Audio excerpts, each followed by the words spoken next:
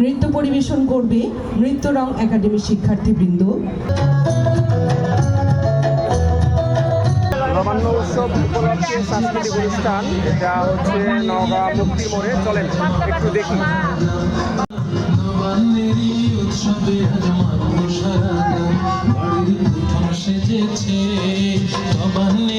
উৎসবে আজ মাত্র সারা গ্রাম।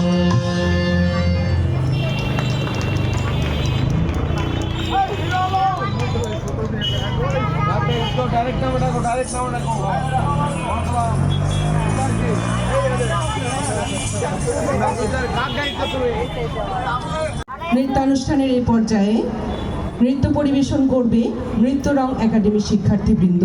তাদের গানের কলি কনক চাপার ধান।